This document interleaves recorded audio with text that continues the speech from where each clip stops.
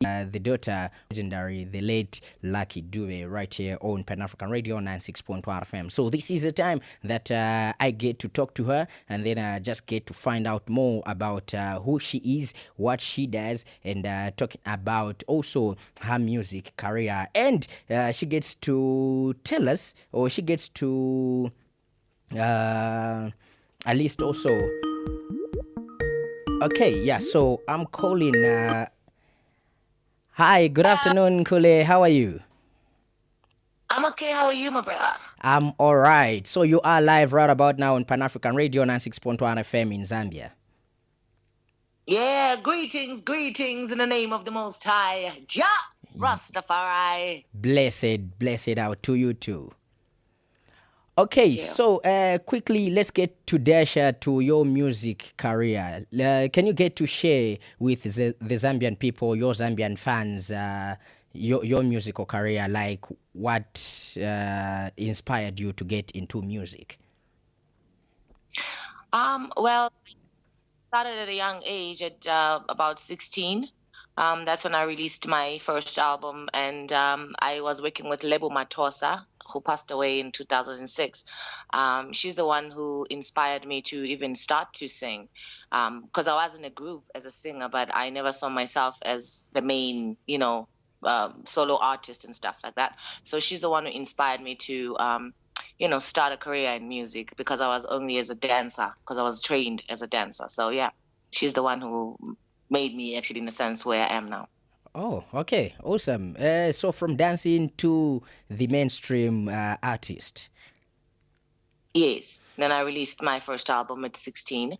Yeah, it was great. I got to travel, and I got to see my country in all places and different sides that I've never ever thought. There's parts in South Africa that, because at the time I was young, so my mom was like, she is staying here. So I couldn't go to Swaziland or anything outside of my country. So I only did that when I was young, when I was 4 and traveling with dance. And she allowed it because we had our teachers and all our mentors with us. So this music thing, I'm going to be by myself outside. Oh, no, she was not having that. Wow. Yeah. Yeah. So I released an album, and then when I was 17, 18, I met my father, Lucky Dube. And yeah, I was already an artist when I met him, and he was, very judgmental, in the sense of, yeah, this is how you're supposed to do this. This is how you're supposed. So I learned a lot, and I grew a lot from meeting my father. Yes, I grew a lot as an artist, not only as a vocalist, but also in terms of people that I can reach. After I met my father, my music went worldwide, so I could reach more people. So he did inspire my growth where I am now, and inspired what I do in terms of my business and my band. So he did help me grow as an artist. Okay, awesome. So let's talk about you growing up. Yes, you grew up with somehow an overprotective mom, but what kind of music was really playing in the house?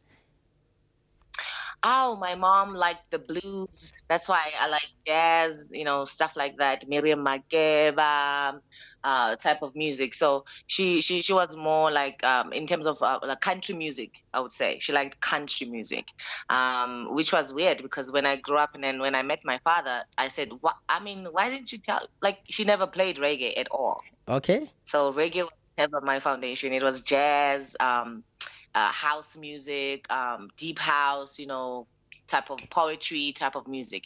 So yeah, that's how she groomed me. Reggae was not in the repertoire at all. Okay, so what really now made you to come into reggae? Was it because your dad got to help you in that aspect? Yeah, I mean, yeah, I was in love with reggae throughout my career, because of my doing only dance hall. So he didn't like that dance hall lifestyle. Mm. And then he would say, "Oh yeah, it's very loud." And then when you're performing it live, yeah, it's just strange, you know. You can't hear your notes, you can't hear you singing properly, and you're just yelling. That's how I would describe it. It was like, yeah, I like some dancehall artists who already have perfected the craft, but everyone else is just yelling. It's just yelling. Yeah, so you would say that. That's how it sounds like. So yeah, so it helped me, you know, tone it down a bit. Even if I'm doing a bubble, I can do it nice and clean, like clear, so people can hear what I'm saying. It doesn't just go ba ba ba ba ba ba ba ba ba. So with reggae, yeah, with reggae inside of it, everyone can hear what I'm saying in a bubble. So that's how I learned. Yeah. Okay, so doing your first album at an early age, 16 years, you were already in the mainstream. Let's talk about the challenges that were there that you probably faced. The challenges, I mean, obviously, there's as a female young artist, obviously you have challenges from your parents, you have challenges from society, you have challenges from school, you know, people wanting you to be a certain way, represent them a certain way, and also in the music industry, inside the industry, people taking you lightly, you know, other artists looking at you like, oh, she's 16, she's adorable, she's cute. That's, you know, so I've always had to prove myself every time. I had to work extra hard to make sure that everyone can see what I'm doing, because, you know, whatever you're doing when you're a cute kid, everyone's like, "Aw, she's so adorable." So you don't get that respect, you know. So I had to work harder to make sure when I'm on stage, I jump higher, I sing louder, I'm everywhere louder than everyone else. So because everyone else was older at the time over me, so I had to get myself together and be on the same level. So it was challenging to do everything extra so that everyone can see that, oh yeah, she's actually talented. Oh my God, she can sing. Not because, oh, look at her, she's so nice. Aww. Yeah, I didn't want that. Well, okay, so let's also get to talk about music as in general. Many people think that music is child's play or child's walk in the park. What really is content in music? If somebody wants to make it, what exactly should they do? Oh my God, it's one of the toughest situations in terms of careers that happen. Um, Music entails a lot of things. You need to know what it is you want to do and want to be. You have to already, when you leave your house, know who you are. Because when you get outside that door, the world is going to tell you who you are if you don't know. So most artists lose themselves because they leave the house hoping someone will let me know who I am. But when you leave the house, you better let them know that this is what I do, this is what I want, this is what's going to happen. So if you're not sure about yourself, the industry will eat you up. That's what we've seen with many artists. So do a research, find out and find the best companies, people that can work with you, you know, not for you, and you don't work for them. They work with you with growth, like we all grow. If you don't do your research, you find yourself with people, you are just their slave. You find yourself performing, but you don't make money. You don't make nothing. At the end of the day, people would say, yeah, but music, you have to do it for the love of it. At the end of the day, this is our careers. This is what we do for a living. So everything that we do, make sure that you are paid. Know your worth in this industry, or otherwise they will let you know what you are worth. Okay. So always know who you are.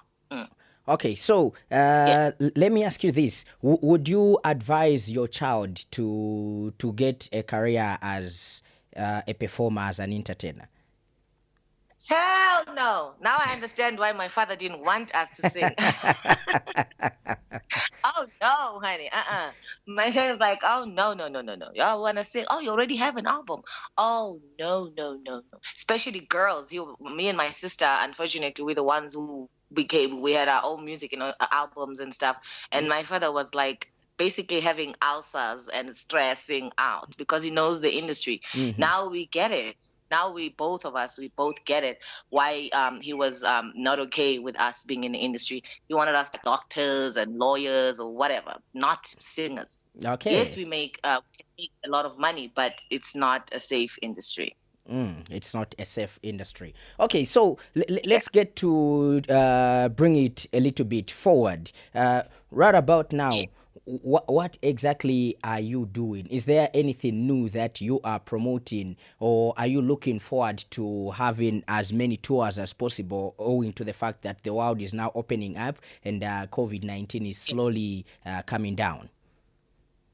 Oh my God, we're all happy about that. Especially I'm so proud of my African continent because we took it better than the rest of the world. Hmm. We don't have as many cases in Africa as everywhere else in the world, in Europe and America. So I am proud of my African brothers and sisters and our families in Africa. So, yes, the world is going to open. And what we are busy with, I want to push my album, The Journey. That's the album that I have. We wanted to release it earlier this year, but then, because of COVID, I think it would have just, died down into the traffic. So we're waiting for the right time to release it. And we're still waiting for some songs because I wanted to add my father's music also in the album. So we're still waiting for rights and stuff to be approved. And then when that's done, we into it. So hopefully early January or late December, that's when we will have all the music done, hopefully. The Journey.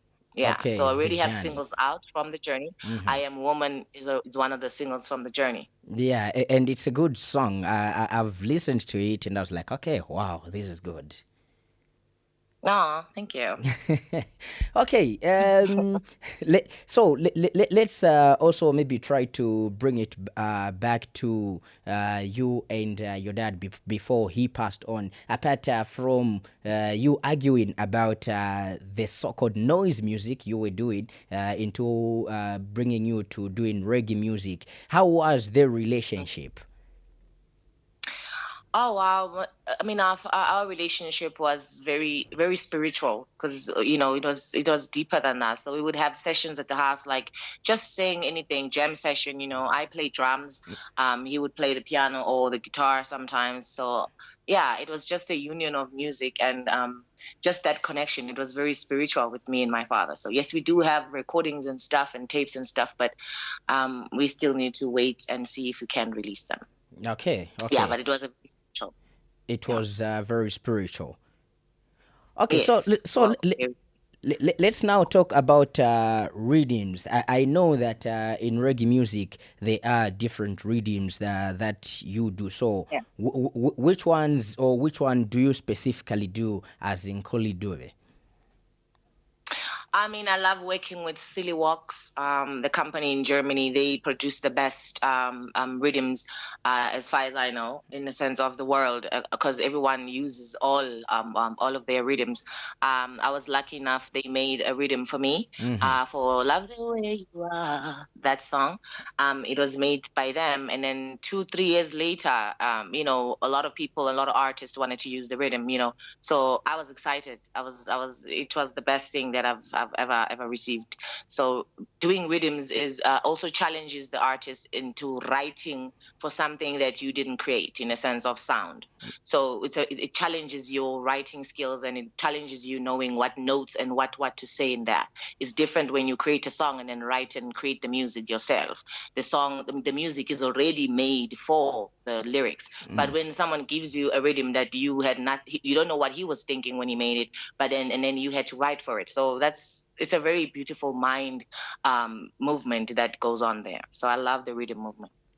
Okay, then also, what particular message do you actually send to to your fans through your music?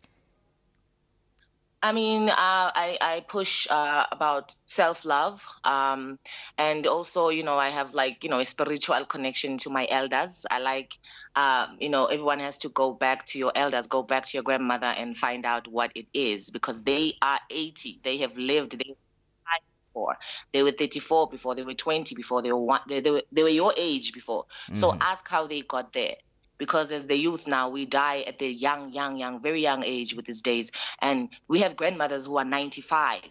Go and sit down and find out how did they get there? Our ways is always known by the elder. The one who has walked it knows it better. So that's what I push, like just positivity and loving yourself as a person and loving your tribe and loving your movement and loving you as an African. So I just, African love. That's what I push. African love. All right, so getting to move on, let's also talk about the notable, let's say, big artists that you have worked with so Sorry. far. Let's talk about the notable big artists that which you have worked with so far, and the journey, the album, the journey. Apart from your father, whose music you wanna put in, who else have you worked with, which you would say that you were very excited and so happy working with this particular person? Well, I am waiting for people to come back to me, so I cannot name them right now. Okay. As soon as they've, put in the music and sent it back to me, then I can say, yo, so and so is on the album, so and so is on the album. So if, well, right now they haven't returned because of Corona and stuff. Most of us who couldn't go to the studios unless you have a studio in the house. So yeah, we were all locked out. So as soon as I get confirmation that they finished the music and then they send it to me, then I can, share who is in there. But it's good people. It's good people. Okay, let me also try to put you on the spot. Let's say, like, which one are you really looking forward to working with, and you would say you have really achieved your goal? In the industry, I would say I would love, love, love to work with Dada Capleton. Capleton. I love his work movement. Yes, I've worked with him on stage in South Africa and overseas. He's one of those people that, he's like a father. When he gives wisdom. Like when you sit with him, he has wisdom, and it just oozes off him. Like he talks very powerful things. So I would love to have a song with him, but it's very difficult. He's a king. So yeah, I would love to have a song with Capleton. Okay. Definitely. Okay, awesome. Let's now talk about your music. Where can people get it? Is it on all digital platforms? How can people access it? Yes, it's all on all digital platforms, iTunes, Spotify, everywhere you can think of. Just Google Nkulee Dube and it'll show you where you can buy my music, because we have like over, I think, 12 platforms where you can buy it online. So you can buy it online, and then hopefully the journey, I wanted to release it. I know now it's the days of the whole online thing. Everyone is buying music online, but there's nothing better than having an actual copy Okay, sorry, network there. in your house. So I want copy this type of thing. That's my view. Okay, awesome. Although we didn't get, yeah, we didn't get most of the things. Looks like there's poor connection. Okay, so let's also maybe. Didn't catch it? Yeah, we didn't catch it. Oh. Okay, Yeah, I'm saying, like, you can find my music online, but the situation is nothing is better than having an actual copy. So I want to release actual copies of music, CDs or MPs or whatever, LPs. So Okay. I'll see what we release, but having an actual copy, it helps also for the DJs and stuff to play in the clubs or to play in or radio stations and stuff like that. Okay, awesome. So let's talk about social media, social media presence. Are you active on social media? Can people be able to contact you via social media if probably they want something or anything to do with you? Yeah, definitely. On Instagram at Nkulee Dube 24/7, which 24/7 is my birthday, 24 July. Yeah. So if you want, it's Nkulee Dube 24/7 on Twitter, Nkulee Dube 24/7 on Instagram, Snapchat, Facebook, on anything that you can think of that is online. I'm sure I have an account there. Okay, now, would you also have plans to work with some Zambian musicians? Because we have people that do dancehall, we have people that do reggae, different genres of music. Do you have any plans of working with any Zambian entertainer? I would definitely love to work with Zambian musicians, because I mean, you want to get the flavor, you want to get Mambi, you want to get Henry Tayali or Tayali, yes, I think. Okay. Things like that. Maki too. You want to mix it up, mix it all up. So I would definitely love to. Okay, Definitely love to. so the people that you've mentioned, you listen to their music? Yes, I love Mampi's music. She's a queen. Definitely, she's a queen. I love it. I do also like Henry and Maki, but he's the one that's my favorite. Oh, oh, so it's Yeah, girl power. You wanna support your fellow female. yeah, it's girl power, and she is beautiful. Oh, my brother is not married yet. I'm just saying. Oh, okay, awesome. So, Nkulee, thank you so much for giving us this time to have a chat with you. We really appreciate us, Pan African Radio. Oh, thank you so much, Professor. Boo, boo, boo, boo. Catch you on Thank the you. That's a other great, side. great. All right, thank you so much. Thank you. That's great. Thank you.